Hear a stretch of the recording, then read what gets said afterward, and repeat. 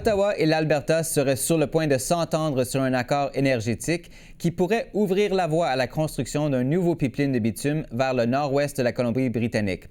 Selon la CBC et le Globe and Mail, le premier ministre Mark Carney et la première ministre albertaine Danielle Smith doivent annoncer jeudi à Calgary la signature d'un protocole d'entente, malgré les objections du premier ministre de la Colombie-Britannique, David Eby. The entire proposal from Premier Smith is a communications exercise. There is no company, there's no money, there's no route, there's no nothing. And so, I try to keep that front of mind as I wrestle with the fact that the entire country seems to be particularly interested in this non-existent project. Pour en discuter, je reçois Yvan Clich, spécialiste de l'énergie au Centre d'études et de recherche internationale de l'Université de Montréal. Monsieur Clich, bonsoir et merci d'être avec nous. Bonjour. Alors, on ignore encore pas mal de choses sur ce nouveau pipeline, que ce soit le tracé, le rôle qu'Ottawa pourrait jouer dans le financement ou le calendrier. Quelles sont, selon vous, les questions les plus importantes à l'approche de l'annonce de jeudi? Ce que j'ai le goût de vous dire, c'est que les projets d'énergie au Canada, et surtout dans le domaine des énergies fossiles, on le sait, ça a été extrêmement controversé depuis 15-20 ans. Et ce que les investisseurs, la communauté d'affaires, l'industrie demandaient, c'est justement que les gouvernements s'entendent entre eux et disent qu'effectivement, ils veulent de ces projets. Alors, dans le contexte de guerre tarifaire avec les États-Unis, cette donnée-là a pris plus d'urgence parce qu'on s'est dit que c'est important de diversifier nos marchés, d'envoyer notre pétrole hors que vers le marché américain. Et là, on a un premier ministre de la Colombie-Britannique qui veut pas rentrer dans la danse. Il a ses raisons, je sais pas le point des commenter, mais il veut pas rentrer dans la danse. Donc, c'est exactement ce qu'on veut pas. Justement, dans l'industrie, c'est que il y a des gens qui disent dès le départ, nous, on ne veut rien savoir de ces projets-là. Donc, je dirais que les conditions gagnantes qu'on espérait voir rassemblées dans l'industrie pétrolière pour qu'effectivement, il y ait une chance que ces projets-là de pipeline se réalisent, on est devant un constat finalement d'échec, selon moi, parce que le premier ministre de la Colombie-Britannique dit « J'ai pas été partie prenante des discussions ». Et j'en veux pas du pipeline qui va aller vers le nord-ouest. Il est d'accord pour Trans Mountain, une extension ou une addition de capacité dans les infrastructures existantes, mais il n'en veut pas du projet qui va peut-être faire l'objet donc d'une entente jeudi entre l'Alberta et Ottawa. Oui, parce que normalement, un pipeline, évidemment, ça prend un promoteur privé. Et M. Eby disait hier, avec les prix actuels du pétrole, aucune entreprise va vraiment entreprendre de financer un pipeline dans le Nord. Il rappelait aussi que personne ne s'est montré intéressé à acheter Trans Mountain. Est-ce qu'il a raison dans une certaine mesure, selon vous? Ou?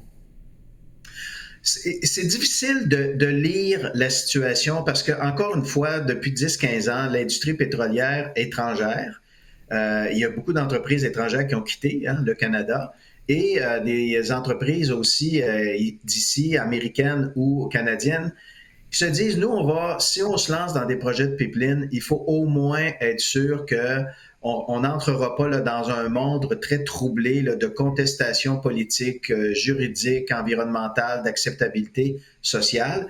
Et le premier élément requis là-dedans, c'est l'accord des gouvernements. Il faut que les gouvernements disent, oui, c'est stratégique et on en veut, autant du côté fédéral que, évidemment, de l'Alberta qui est bien sûr intéressé, mais du côté aussi des provinces, à l'est ou vers l'ouest. Dans l'ouest, c'est la Colombie-Britannique. Il faut obtenir leur assentiment, sinon, ça ne pourra pas bouger. Et une fois que ça, c'est acquis, une fois qu'on a effectivement là, une entente forte entre tous les gouvernements concernés, et une espèce là, de confiance que ces projets-là, ensuite, s'ils se réalisent, ne subiront pas de délai, justement, pour des raisons juridiques ou environnementales ou d'acceptabilité sociale. Une fois que ça, c'est acquis, là, peut-être qu'effectivement, des gens vont lever la main. Et ils vont dire, oui, maintenant qu'on a cette assurance-là, nous, maintenant, on est dans le registre là, de la faisabilité technique, la faisabilité financière, et ça, on maîtrise. Alors, si vous pouvez nous garantir une certaine stabilité au niveau, je dirais, de l'environnement social et politique, nous, peut-être que là, on va lever la main.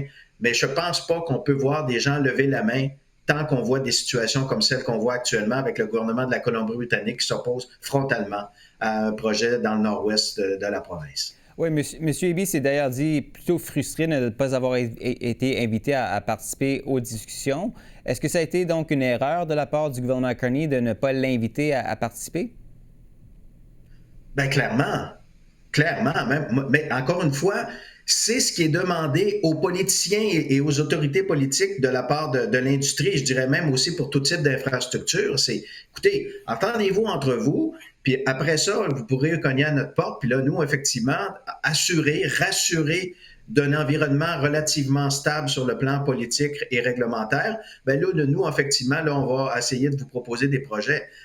Et là, on se présente et une des conditions essentielles n'est même pas réalisée. Le gouvernement d'à côté n'est pas intéressé. Celui qui va effectivement vivre avec l'infrastructure dit frontalement, je ne suis pas intéressé. Donc, moi, je ne cache pas mon désarroi devant cette attitude. Je pense qu'il aurait été beaucoup plus pertinent de miser davantage sur le temps long, d'avoir des négociations qui ne sont pas nécessairement publiques et de s'assurer de voir quelles seraient les conditions potentiellement acceptables pour la Colombie-Britannique pour voir le projet se réaliser. On ne les a même pas contactés, puis là, on va faire une annonce alors que le principal concerné dit ouvertement qu'il n'en veut pas du projet. Donc, moi, je ne cache pas ma surprise et mon désarroi devant cette attitude parce que c'est exactement ça qu'il ne faut pas faire.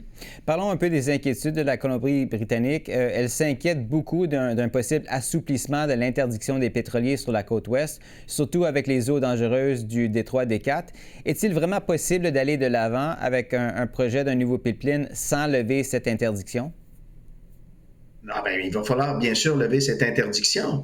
Et là, le gouvernement, ce que le gouvernement de la Colombie-Britannique, ce qu'il nous dit, c'est que ça fait l'objet d'une entente formelle avec des communautés autochtones et puis que c'est un des ciments de la relation de confiance qu'on essaie d'avoir avec les communautés autochtones en Colombie-Britannique.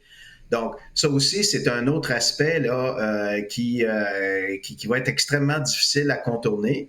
Donc, moi, je pense là, que très malheureusement, c'est malheureux, mais je pense que pour l'entente de jeudi, ça s'annonce, on va voir le contenu. Il ne faut quand même pas non plus trop spéculer, mais je pense qu'on est vraiment dans de la politique pure là, et de la communication pour montrer que bon, les choses ont de l'élan. Mais honnêtement, ce n'est pas des conditions qui vont faire en sorte que le projet va pouvoir se réaliser, alors que vous avez la province qui va vivre avec cette infrastructure, qui n'a même pas été consultée, puis qui dit en plus, on n'en veut pas. Ottawa dit vouloir l'appui des provinces et aussi des Premières Nations. Certaines Premières Nations appuyaient l'ancien projet proposé de Northern Gateway, mais on le sait, plus d'une centaine s'y opposaient et sûrement il y en aura d'autres encore, beaucoup, qui s'opposeront à un nouveau projet comme celui dont on parle aujourd'hui. Donc, dans les faits, quelle voie de passage voyez-vous? Ou est-ce que ça s'avère un projet tout à fait impossible? Ben, moi, il y a deux choses. Si on veut vraiment être là dans la vraie réalité des choses, dans le domaine du véritablement possible, c'est sûr que d'étendre la canalisation, d'étendre les possibilités d'exportation de pétrole canadien à partir d'une infrastructure existante, Trans Mountain, clairement, c'est plus gagnant. Puis en plus, vous savez quoi? Le propriétaire de l'infrastructure, c'est le gouvernement fédéral. Donc, vraiment, là, les conditions sont tout à fait propices. On connaît le terrain, on connaît les enjeux environnementaux, et puis il y aurait peut-être à investir dans le port de Vancouver pour accroître les capacités d'exportation, mais l'infrastructure est déjà là. Peut-être que ce n'est pas les quantités de pétrole qu'on voudrait vendre à travers une nouvelle canalisation, ça va peut-être pas au niveau qu'on voudrait, mais au moins, c'est beaucoup plus possible de réaliser une telle infrastructure qui, en plus, est beaucoup moins coûteuse que celle d'un nouvel oléoduc qu'on voudrait faire passer par le nord-ouest. Donc, moi, je pense que c'est un projet. Là, si on parle comme ça, on parle de façon sérieuse. Puis je rajouterais aussi une autre chose. Si on veut vraiment que ces projets-là réussissent, ça ne peut pas faire l'objet de débats politiques comme c'est le cas actuellement. Si on est vraiment sérieux du côté de l'Alberta et du gouvernement fédéral, il faut qu'on négocie sur le long terme sans trop aller dans le domaine public et qu'on fasse vraiment le travail de fond qui est requis et nécessaire pour que peut-être ces projets-là puissent se faire. Mais c'est pas ça qu'on voit actuellement. Ce sont des ballons politiques là, que les gouvernements s'envoient. C'est pas comme ça qu'on va rassurer des investisseurs à investir des milliards de dollars pour la réalisation de ce type d'infrastructure. On verra bien la suite ce jeudi. Yvan Clich, merci encore une fois pour ces explications ce soir. Merci, au plaisir.